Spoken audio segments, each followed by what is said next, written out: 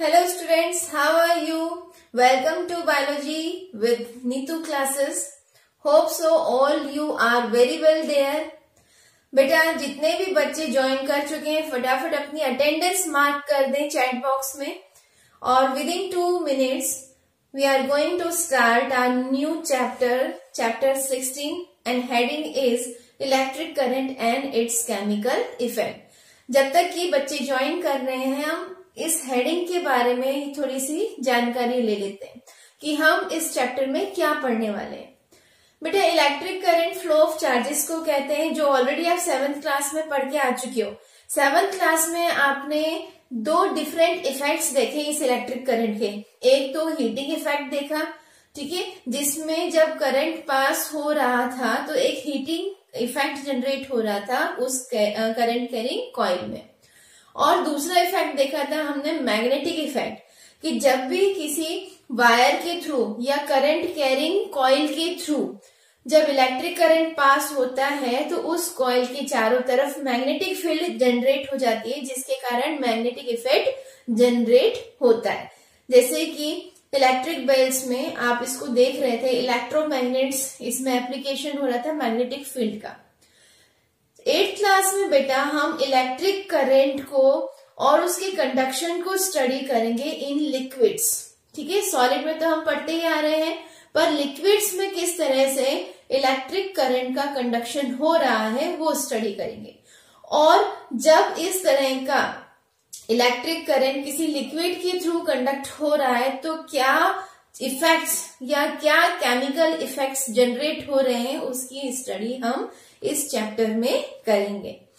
तो hope so आप सबने ज्वाइन कर लिया होगा, अटेंडेंस मार्क कर ली होगी। Once again welcome to class and very good morning to all of you, ठीक है।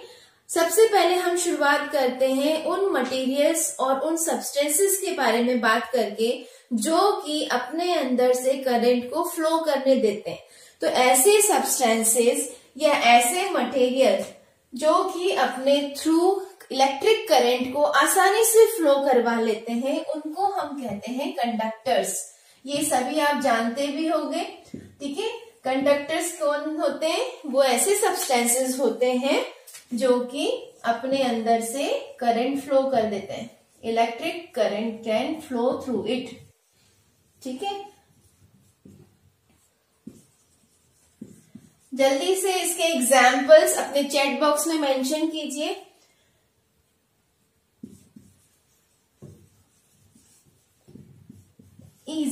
इजीली फ्लो हो जाते हैं, ठीक है।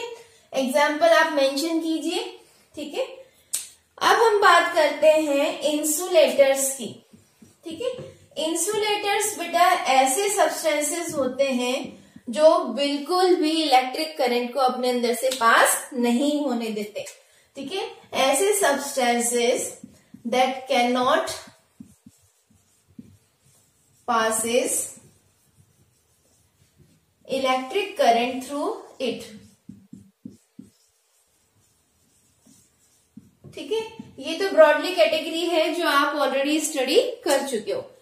पर जो सारे इंसुलेटर्स हैं, इंसुलेटर्स का भी एग्जांपल अपने चैट बॉक्स में मेंशन कीजिए ताकि मुझे पता चल जाए कि आप इस टॉपिक को ऑलरेडी पढ़ के आ चुके हो, ठीक है। इंसुलेटर्स बहुत सारे हैं, जैसे कि मैं कुछ बता रही हूं। Very good, that is would, air, cotton, है ना, प्लास्टिक, ग्लास, ये सब इंसुलेटर्स है, ठीक है। इन इंसुलेटर्स में से कुछ ऐसे इंसुलेटर हैं जो पर्टिकुलर कंडीशन में कंडक्टर की तरह बिहेव करने लग जाते हैं। अगर हम एयर की बात करें तो ड्यूरिंग लाइटनिंग, वैसे तो एयर में से इलेक्ट्रिक करंट फ्लो नहीं कर रहा क्योंकि ये इंसुलेटर है, पर ड्यूरिंग लाइटनिंग क्या होता है? लाइटनिंग आपने 7th में पढ़ा था, जब क्लाउड्स में बहुत सारे चार्जेस एक्यूमुलेट हो जाते हैं तो इन चार्जेस का सडन ब्रेकडाउन होता है, ये डिस्चार्ज हो जाते हैं towards the earth due to gravity. तो ये चार्जेस का जो फ्लो है वही इलेक्ट्रिक करंट करा रहा है, और किसके थ्रू हो रहा है? एयर के थ्रू। तो लाइटनिंग के दौरान यही एयर करंट को पास करवा रही है, तो कुछ हद तक ये कंडक्टर का काम कर रही, बिहेव कर रही कंडक्टर की तरह, ठीक है। तो एक पर्टिकुलर कंडीशन है जिसमें ये इंसुलेटर भी कंडक्टर की तरह बिहेव करने लग जाते हैं। तो आप यहाँ पे जितने भी एग्जांपल्स देख रहे हो ज्यादातर सॉलिड या गैसेस फॉर्म में। आप अगर हम लिक्विड की बात करें तो क्या लिक्विड में भी इसी तरह का कंडक्शन होगा? कैसे पता करेंगे? Do liquid conduct electricity? इसका आंसर जानने के लिए आइए हम एक एक्टिविटी परफॉर्म करते हैं। इस एक्सपेरिमेंट के लिए हमें चाहिए एक टेस्टर, कुछ सैंपल्स। टेस्टर मैंने बनाया है एक एलईडी बल्ब को यूज करके। इसके दोनों टर्मिनल्स को मैंने एक टर्मिनल को एक पिन की मदद से कनेक्ट कर लिया है। इसका एक टर्मिनल मैंने बैटरी के पॉजिटिव टर्मिनल से कनेक्ट किया और नेगेटिव टर्मिनल से फिर मैंने दूसरी पिन को कनेक्ट कर लिया है। ये जो पिन है ये हमारे टर्मिनल्स का काम कर रही है और इन टर्मिनल्स को हम अपने सैंपल्स में 1 बाय 1 डिप करेंगे और देखेंगे कि ये बल्ब ग्लो कर रहा है कि नहीं। अगर ये बल्ब ग्लो करता है इसका मतलब ये लिक्विड इलेक्ट्रिक करंट का कंडक्शन करते हैं और they are the good conductor of electricity. अगर बल्ब ग्लो नहीं करता तो इसका मतलब जो हमारा सैंपल है वो बैड कंडक्टर है या पुअर कंडक्टर है इलेक्ट्रिक करंट का, वो अपने अंदर से इलेक्ट्रिसिटी पास ऑन नहीं होने दे रहा। तो हम लेते हैं इनको 1 बाय 1। सबसे पहले हम सॉल्ट ले रहे हैं। सॉल्ट जो है यहाँ पे सॉलिड फॉर्म में हमारे सामने प्रेजेंट है। ये कॉमन सॉल्ट है जिसे हम टेबल सॉल्ट भी कहते हैं और घर में आमतौर पे यूज करते हैं। इसको केमिकली NaCl सोडियम क्लोराइड कहते हैं। ये अभी सॉलिड फॉर्म में। तो हम देखते हैं इन टर्मिनल्स को टच करके क्या सॉलिड फॉर्म में सॉल्ट इलेक्ट्रिक करंट का कंडक्शन करता है या नहीं। तो ये देखिए मैंने बहुत अच्छे से इसमें टच कर दिया है पर बल्ब ग्लो नहीं कर रहा। It means in solid state it is a bad conductor, ठीक है। सॉलिड फॉर्म में ये जो सॉल्ट है ये बैड कंडक्टर है। आप देखिए अगर मैं इसको टर्मिनल टच करूं तो बल्ब ग्लो कर रहा है, इसका मतलब हमारा बल्ब वर्किंग है, खराब नहीं है। पर सॉल्ट जो है ये कंडक्शन नहीं कर रहा है, ठीक है। अब हम नेक्स्ट में विनेगर को ट्राई करते हैं। विनेगर में एक एसिड होता है जो ऑर्गेनिक एसिड है। इस ऑर्गेनिक का एसिड का नाम आप कमेंट बॉक्स में लिखकर मुझे बताएंगे। ये 7th में आप ऑलरेडी पढ़ चुके। इसको मैं डिप कर रही हूं पर ध्यान रखना है कि इसके सरफेस पर ये जो हमारे टर्मिनल्स हैं सरफेस को टच ना करें, ठीक है। तो ये देखिए यहाँ पे मैंने डिप कर दिया है। तो ये जो बल्ब ग्लो हो रहा है बहुत ही कम अमाउंट में हो रहा है। इसका मतलब कि ये जो है यहाँ पर इलेक्ट्रिसिटी का कंडक्शन हो रहा है। देखिए बहुत स्लाइटली ग्लो कर रहा है ये, ठीक है। तो इसका मतलब इलेक्ट्रिसिटी का कंडक्शन तो हो रहा है पर बहुत कम अमाउंट में। इसका मतलब ये पुअर कंडक्टर है ना, बहुत ज्यादा स्ट्रॉन्ग कंडक्टर नहीं है पर कंडक्टर जरूर है। अब हम लेते हैं डिस्टिल वाटर को। तो डिस्टिल वाटर में भी ऐसे ही डिप करके देखते हैं क्या बल्ब ग्लो करता है। तो ये मैंने डिस्टिल वाटर में इसको डिप कर दिया है और बल्ब को देखेंगे तो बल्ब ग्लो नहीं कर रहा है। इसका मतलब जो हमारा डिस्टिल वाटर है वो बैड कंडक्टर है इलेक्ट्रिक करंट का, जिसे हम पुअर कंडक्टर भी कह सकते हैं। डिस्टिल वाटर इस समय तो इलेक्ट्रिसिटी का कंडक्शन नहीं कर रहा पर हम इसको कंडक्टिव बना सकते हैं बाय एडिंग सम एसिड्स या फिर सोडास या फिर कॉमन सॉल्ट। इस सॉल्ट को अगर हम इसमें ऐड कर दें तो ये कंडक्टिव बन सकता है और इसका कॉज मैं आपको आगे समझाऊंगी कि ऐसा क्यों हो रहा है। ये हमने मस्टर्ड ऑयल लिया है, आप कोई भी वेजिटेबल ऑयल ले सकते हैं और इसमें मैंने इस टर्मिनल्स को डिप कर दिया है।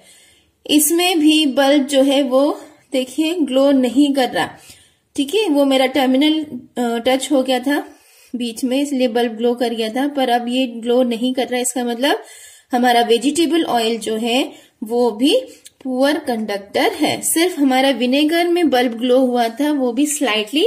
That means among all this samples only vinegar can conduct the electricity very well. आपकी बुक में इनके अलावा बहुत सारे डिफरेंट सैंपल्स दिए हुए हैं जैसे कि tap water, lime juice, orange juice, tomato juice, ठीक है, ग्लिसरीन। अगर ये आपके पास अवेलेबल हैं तो इसी तरह का टेस्टर बना के आप इसको टेस्ट कर सकते हैं। कुछ लिक्विड कंडक्टर की तरह बिहेव कर रहे हैं और कुछ बैड कंडक्टर की तरह बिहेव कर रहे हैं, पुअर कंडक्टर की तरह बिहेव कर रहे हैं। तो इसका क्या रीजन हो सकता है? हमने एग्जाम्पल के तौर पे यहाँ पर वाटर लिया था डिस्टिल्ड वाटर में मिनरल्स एब्सेंट होते हैं, सॉल्ट एब्सेंट होते हैं। तो मिनरल वाटर में ऐसा कोई भी कंपाउंड प्रेजेंट नहीं था जो कि डिसोशिएट हो सके आयंस में और कंडक्शन करवा सके। अगर हम टैप वाटर लेते हैं या रिवर वाटर लेते हैं या वेल का वाटर लेते हैं और उसको हम टेस्टर की सहायता से टेस्ट करते हैं तो वहां पर हमें बल्ब ग्लो करता हुआ नजर आता, क्योंकि इन सभी वाटर में सॉल्ट डिसॉल्व होते हैं, मिनरल्स प्रेजेंट होते हैं डिफरेंट कंपाउंड फॉर्म में, जो कि डिसोशिएट हो जाते हैं वाटर में घुलने के कारण इनटू आयंस, और ये आयंस फिर मूवेबल हो जाते हैं, जो कि इलेक्ट्रिक करंट को मूव कराते हैं from one place to another. इन्हीं आयंस की मदद से इलेक्ट्रिक करंट का कंडक्शन फिर लिक्विड में पॉसिबल हो जाता है। आइए इसके लिए भी हम एक एक्टिविटी करते हैं। Now for knowing the cause of conductivity in liquids we are doing a experiment और we can say an activity. यहाँ पे बेटा मैंने एक छोटा सा बाउल लिया है जिसमें डिस्टिल्ड वाटर लिया है, और जैसे कि हमने पहले वाले एक्सपेरिमेंट में देखा था, इस टेस्टर की मदद से इसको मैं डिप कर रही हूँ तो बल्ब ग्लो नहीं कर रहा है। इसका मतलब जो डिस्टिल्ड वाटर है वो नॉन कंडक्टिव है, it is a poor conductor of electric current. तो अब हम क्या कर सकते हैं इस लिक्विड को कंडक्टिव बनाने के लिए? अब हम इसमें कुछ सॉल्ट ऐड कर रहे हैं। ये करीबन मेरे पास 2 टेबलस्पून सॉल्ट है जिसे मैं इस वाटर में ऐड कर रही हूँ और फिर इसको मैं डिसॉल्व करूंगी। तो ये सॉल्ट मैंने इस वाटर में ऐड कर दिया है और इसको मैं स्पून की मदद से डिसॉल्व कर रही हूँ। तो लगभग ये जो वाटर है इसने सॉल्ट को डिसॉल्व कर लिया है। अब हम अपने टेस्टर को यूज करेंगे और इसमें डिप करके देखेंगे क्या ये बल्ब ग्लो कर रहा है। Yes, it is glowing. देखिए बिल्कुल आसानी से क्लियरली विजिबली ये बहुत अच्छे से ग्लो कर रहा है। डिस्टिल्ड वाटर अपने आप में किसी भी आयंस को फॉर्म नहीं कर रहा था, इसमें कोई भी ऐसा प्रोडक्ट नहीं था जो आयनिक फॉर्म में कन्वर्ट हो रहा था, इसलिए डिस्टिल्ड वाटर जो है वो इलेक्ट्रिक करंट का कंडक्शन नहीं करवा पा रहा था। ऐसे ही जब हमने सॉलिड फॉर्म में सॉल्ट को टेस्ट किया था टेस्टर की मदद से, तो सॉल्ट सॉलिड फॉर्म में भी इलेक्ट्रिक करंट का कंडक्शन नहीं करा रहा था। पर जब हमने सॉलिड सॉल्ट को डिस्टिल्ड वाटर में डिसॉल्व किया तो ये सॉल्ट डिसॉल्व होने के बाद या सॉल्यूशन फॉर्म में या मोल्टन स्टेट में ही कंडक्टिव हुआ। इसका कारण ये है कि जो NaCl था सॉल्ट में, वो आयंस में कन्वर्ट हो गया bye means of this water, और इस वाटर के कारण ये आयन सेपरेट हो गए और इन्हीं आयंस के कारण जो इलेक्ट्रिक करंट है वो एक जगह से दूसरी जगह कंडक्ट होगा। ठीक है, जो आयंस है वो मूव हुए और उसी मूवमेंट के कारण इलेक्ट्रिक करंट फ्लो हुआ इस लिक्विड से। तो देखा आपने एक्टिविटी में कि पहले हमने डिस्टिल्ड वाटर लिया था और उसको टेस्ट किया था, तो डिस्टिल्ड वाटर में से इलेक्ट्रिक करंट का कंडक्शन नहीं हो रहा था, पर जैसे ही हमने उसमें सॉल्ट मिलाया तो कितने अच्छे से बल्ब ग्लो करने लग गया। इसका मतलब सॉल्टी वाटर से इलेक्ट्रिक करंट का कंडक्शन इजीली हो गया। अब ऐसा क्या हुआ वहां पे? तो जैसे ही हमने अपने कंटेनर में डिस्टिल्ड वाटर के साथ सॉल्ट ऐड किया, ठीक है, पहले हमने डिस्टिल्ड वाटर लिया था और फिर हमने इसमें क्या ऐड कर दिया था? सॉल्ट हम जो यूज करते हैं वो होता है NaCl, सोडियम क्लोराइड। तो ये जो सोडियम क्लोराइड है इस सॉल्ट के, ये आयंस में प्रेजेंट होते हैं, sodium ion and chlorine ion. तो वाटर के प्रेजेंट होने के कारण ये जो आयंस हैं वो सेपरेट हो जाते हैं और मूवेबल हो जाते हैं। ठीक है, बिकॉज ऑफ दिस वाटर। अब मूवेबल फ्री आयंस होने के कारण, ये फ्री है, ये पॉजिटिव आयन है और ये नेगेटिव आयन है, तो इसे हम क्या कहते हैं? Movable free ions. तो presence of movable free ions, ठीक है, presence of movable free ions in the solution is the cause of conductivity in liquids. ठीक है, ये मेन कॉज होता है लिक्विड में कंडक्शन का। ठीक है, मान लीजिए ये जो सॉल्ट है ये डिसोशिएट हो गया सोडियम आयन में और क्लोरीन आयन में। जैसे ही हमने टर्मिनल यहाँ पे डाला अपना, तो जो करंट पॉजिटिव चार्ज से आ रहा था वो इसके पास आएगा और ये नेगेटिव टर्मिनल की तरह अट्रैक्ट होके उस तरफ मूव करने लग जाएगा। तो इस तरह से करंट का कंडक्शन एक पॉइंट से दूसरे पॉइंट इन आयंस के थ्रू हो जाएगा। अब जो डिस्टिल्ड वाटर था उसमें तो कोई आयंस प्रेजेंट नहीं थे, क्योंकि उसमें मिनरल्स नहीं होते, सॉल्ट नहीं होते, तो इस तरह के आयन एब्सेंट होने के कारण सिर्फ डिस्टिल्ड वाटर में कंडक्शन नहीं हुआ, और सॉल्ट के प्रेजेंट होते इसमें मूवेबल आयंस मिल गए इनको और इलेक्ट्रिक करंट फ्लो होने लग गया। तो ये जो चीज है ये आपको याद रखना है कि क्वेश्चन पूछा जाता है क्या कॉज है लिक्विड में कंडक्शन का, तो presence of free movable ions. Movable को हम मोबाइल भी कहते हैं। ठीक है, it is also termed as mobile. ठीक है, तो presence of free mobile ions या presence of movable free ions in the solution is the main cause of its conductivity. ठीक है, अगर हम सॉल्ट की जगह, इस सॉल्ट की जगह हम एसिड यूज कर लें, डिस्टिल्ड वाटर में थोड़ा अमाउंट एसिड का मिक्स कर दें, तो क्या कंडक्शन होगा? यस और नो लिख के अपने कमेंट बॉक्स में मेंशन कीजिए, मुझे पता चल जाएगा कि आप लोग कितना स्टडी कर रहे हैं और कितना अटेंटिव हो। ठीक है, यस और नो करके मुझे बताइए। यहां पर मैं फॉर एग्जाम्पल एसिड ले रही हूं H2SO4। ठीक है, it is also known as sulphuric acid and it is the king of acid, जो कि आप 7th में ऑलरेडी पढ़ चुके हो। इस एसिड में भी H आयन प्रेजेंट होता है और सल्फेट आयन प्रेजेंट होता है। ठीक है, अब acid is a source of ions और वाटर क्या कर रहा है, इन आयंस को सेपरेट कर रहा है और मूव करा रहा है, तो जिसके कारण पॉजिटिव वाला नेगेटिव टर्मिनल की तरफ मूव करवाएगा और नेगेटिव वाला पॉजिटिव टर्मिनल की तरफ मूव करेगा। तो इस तरह से इलेक्ट्रिक करंट का कंडक्शन आसानी से इस तरह के वाटर में हो जाएगा। तो yes, of course by adding acid the liquid can be conductive. ठीक है, लिक्विड जो है वो कंडक्टिव हो सकता है। तो यहाँ पे एसिड का जो सॉल्यूशन है, जो डाइल्यूट एसिड भी कह सकते हैं हम इसको, एसिड सॉल्यूशन जो है, या यूं कहेंगे acidic solution can conduct electricity. ठीक है, या इलेक्ट्रिक करंट।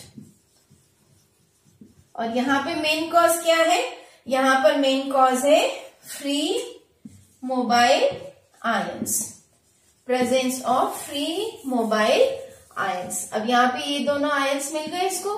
ठीक है, तो आसानी से कंडक्शन हो गया। सिमिलरली अगर हम एसिड के जगह कोई सोडा मिक्स कर लें, सोडा हम बेस को कह रहे हैं। ठीक है, तो यहाँ पर हम फॉर एग्जाम्पल जो घर में आसानी से सोडा मिल जाता है वो कास्टिक सोडा भी होता है, बेकिंग सोडा भी होता है ना।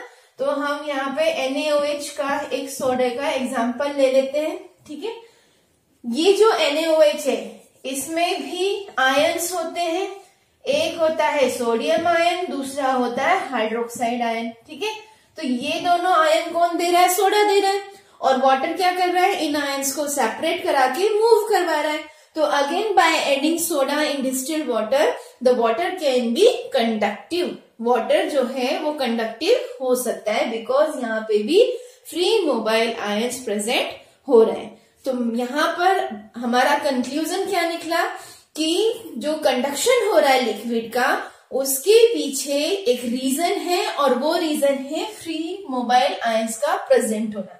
अब ये फ्री मोबाइल आयंस सॉल्ट से भी मिल सकते हैं, एसिड से भी मिल सकते हैं और सोडा से भी मिल सकते हैं या बेसिस से भी मिल सकते हैं।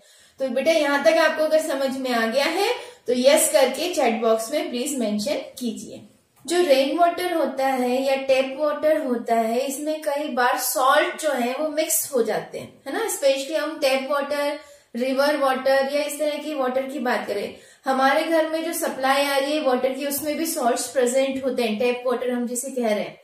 तो उसमें अगर हम कंडक्शन का प्रेजेंस टेस्ट करें टेस्टर की मदद से तो हमें पॉजिटिव मिलेगा, मतलब उन वाटर में सॉल्ट प्रेजेंट होने के कारण फ्री मोबाइल आयंस मिल जाते हैं और जो आसानी से इलेक्ट्रिसिटी का कंडक्शन करवा देते हैं। इसलिए कहा जाता है कि कभी भी इलेक्ट्रिकल अप्लायंसेस को वेट हैंड से, गीले हाथों से टच नहीं करना चाहिए, क्योंकि इनमें जो फ्री आयंस हैं वो इलेक्ट्रिक करंट का कंडक्शन कर सकते हैं, और जो भी इलेक्ट्रिकल अप्लायंसेस को गीले हाथों से टच करेगा वो करंट उनमें भी ट्रांसफर हो सकता है और उनको सीवियर शॉक एक्सपीरियंस हो सकता है। तो कभी भी गीले हाथ से या कोई भी गीली वस्तु से हमें इलेक्ट्रिक अप्लायंसेस को हैंडल नहीं करना चाहिए। दूसरी बात, आपने देखा कि डिस्टिल वाटर में जब हमने टेस्टर अप्लाई किया था तो उसमें कंडक्शन नहीं हो रहा था। सिमिलरली जब हमने सॉलिड फॉर्म ऑफ सॉल्ट में टेस्टर यूज किया था तो उसमें भी हमें पता चल रहा था कि इलेक्ट्रिक करंट का कंडक्शन नहीं हो पा रहा। पर जैसे ही हमने सॉल्ट को डिस्टिल वाटर में ऐड किया तो सॉल्ट का एक सॉल्यूशन बन गया, सॉल्ट एक मोल्टन फॉर्म में आ गया। ठीक है, तो जब इस तरह के सॉल्ट सॉल्यूशन में हमने टेस्टर को डिप किया और टेस्ट करने की कोशिश की कि कंडक्शन हो रहा है या नहीं, तो वहां पे हमें बहुत ही अच्छी तरह से बल्ब ग्लो करता नजर आया। तो इसका ये मतलब है कि ड्राई सॉल्ट जो है वो फ्री आयंस प्रोड्यूस नहीं करवा पा रहा था। सिर्फ वाटर के प्रेजेंट होने के कारण ही सॉल्ट के आयंस फ्री हुए। ठीक है, आयंस का फॉर्मेशन हुआ और वो मूवेबल हुए, जिसके कारण सॉल्यूशन फॉर्म में जो सॉल्ट है वो कंडक्टिव हो गया। तो ऐसे कंपाउंड या ऐसे सब्सटेंसेस जो अपने आप को आयनाइज कर लेते हैं और इलेक्ट्रिक करंट का कंडक्शन अपने थ्रू करवाते हैं, ऐसे सब्सटेंसेस को कहते हैं इलेक्ट्रोलाइट। तो नेक्स्ट जो हमें पढ़ना है वो पढ़ना है हमें इलेक्ट्रोलाइट के बारे में। तो इलेक्ट्रोलाइट एक्चुअली है क्या? ये ऐसे कंपाउंड हैं, compound which on ionization, ionization मतलब होता है आयंस का फॉर्मेशन होना। ठीक है, कोई भी कंपाउंड जब डिकम्पोज होगा तो इसमें से आयंस बन जाएंगे, एक पॉजिटिव और एक नेगेटिव। तो जब ये आयनाइज होता है उस कंडीशन में ये अपने अंदर से इलेक्ट्रिक करंट को पास कर सकता है। ठीक है, compound which on ionisation can pass और conduct electric current through them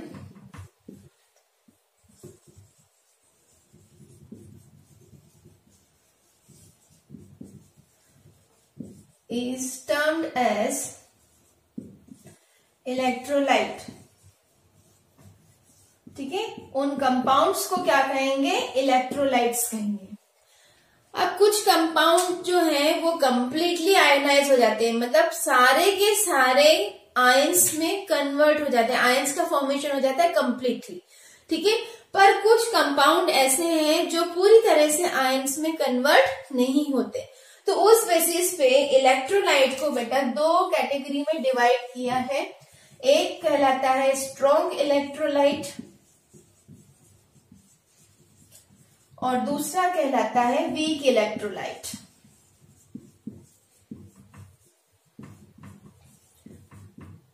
ठीक है, अब इन दोनों में डिफरेंस क्या है वो याद रखना है, बहुत इंपॉर्टेंट टर्म है इलेक्ट्रोलाइट, इस पे क्वेश्चंस कई बार आए हुए हैं। ठीक है, तो आपको इस पे जो डिफरेंस है वो ध्यान रखना है। स्ट्रॉन्ग मतलब इसमें इलेक्ट्रिक करंट का कंडक्शन बहुत अच्छे से हो रहा है, और वीक मतलब इन कंपाउंड से इलेक्ट्रिक करंट का कंडक्शन अच्छे से नहीं हो रहा, हो तो रहा है पर कम अच्छे से हो रहा है। ठीक है, तो स्ट्रॉन्ग इलेक्ट्रोलाइट में सबसे पहले तो हम अगर आयंस की बात करें तो ऐसे कंपाउंड जो क्या फॉर्म कर रहे हैं, completely convert into free mobile ions, complete पूरे के पूरे आयंस में कन्वर्ट हो जाते हैं, तो ऐसे कंपाउंड क्या कहलाएंगे? Strong electrolyte. ठीक है, जिसके कारण जो कंडक्शन है वो लार्ज अमाउंट में पॉसिबल होगा, क्योंकि यहाँ पे लार्ज अमाउंट ऑफ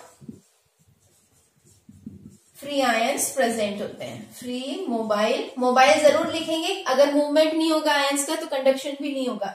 जैसे सॉल्ट में फ्री तो मिल जाएगा, पर वाटर क्या कर रहा है, मूव भी करवा रहा है ना, फ्री मोबाइल आयंस।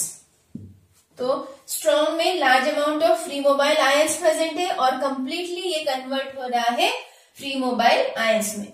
इसके एग्जांपल्स याद करने के लिए सबसे पहले आपको याद रखना है सॉल्ट्स, कि बहुत सारे सॉल्ट्स होते हैं। अभी तो हमने सिर्फ सोडियम क्लोराइड देखा था, मैग्नीशियम सल्फेट है, कॉपर सल्फेट है, ब्रोमाइड जो है उनके भी सॉल्ट्स होते हैं। तो बहुत सारे सॉल्ट्स होते हैं हमारे नेचर में। तो जितने भी सॉल्ट्स हैं they are the strong electrolyte, completely ionize हो जाते हैं। तो इसमें सॉल्ट के एग्जाम्पल आप कुछ भी लिख सकते हो, ठीक है। इसके अलावा जितने भी स्ट्रॉन्ग एसिड्स हैं, अब यहाँ ध्यान रखना, स्ट्रॉन्ग इलेक्ट्रोलाइट की बात कर रही हूँ तो हमें एग्जाम्पल में कौन से एसिड यूज करने, स्ट्रॉन्ग। तो जितने भी स्ट्रॉन्ग एसिड हैं, आप 7th को रिकॉल करो, यहाँ पर हमने पढ़ा था जैसे स्ट्रॉन्ग इलेक्ट्रोलाइट मिनरल एसिड्स होते हैं, है ना, H2SO4 हो गया, HCl हो गया, है ना, नाइट्रिक एसिड हो गया, ये सब स्ट्रॉन्ग एसिड है and they are the example of strong electrolyte. इसके अलावा जितने भी स्ट्रॉन्ग बेसिस हैं, ठीक है, strong bases are also electrolyte, strong electrolyte, ठीक है। तो ये कुछ एग्जाम्पल्स हो गए स्ट्रॉन्ग इलेक्ट्रोलाइट के। अब हम वीक इलेक्ट्रोलाइट की बात करते हैं। वीक इलेक्ट्रोलाइट उन कंपाउंड्स को कहते हैं, compounds that are partially ionized, ठीक है, जो कि पूरे कंप्लीटली आयोनाइज नहीं होते, कुछ होंगे और कुछ रह जाएंगे, उन्हें हम पढ़ते हैं partially ionised. Amount of free mobile ions is less, है ना, जो फ्री मोबाइल आयंस बनेंगे वो लेस बनेंगे क्योंकि कंप्लीटली आयोनाइजेशन नहीं हो रहा। अब इसका एग्जांपल याद रखने के लिए बहुत इजी है। सबसे पहले तो वीक यहाँ पे लिखा है, एसिड आएगा जरूर, पर यहाँ पे स्ट्रॉन्ग में स्ट्रॉन्ग एसिड आएगा और वीक में वीक एसिड आएगा। आपको पता है वीक एसिड कौन से होते हैं? जल्दी से कमेंट बॉक्स में लिख के बताइए कौन कौन से होते हैं वीक एसिड।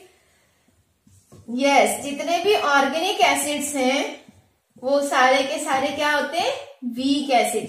जैसे विनेगर, अभी हमने टेस्टर से यूज किया था विनेगर, तो बहुत हल्का सा बल्ब जल रहा था, है ना, तो कंडक्शन तो हो रहा था पर लिटिल हो रहा था, है ना, विनेगर है। इसके अलावा लेमन जूस में कौन सा होता है वो आप बताइए और यहाँ पे एग्जाम्पल में लिखिए, ठीक है।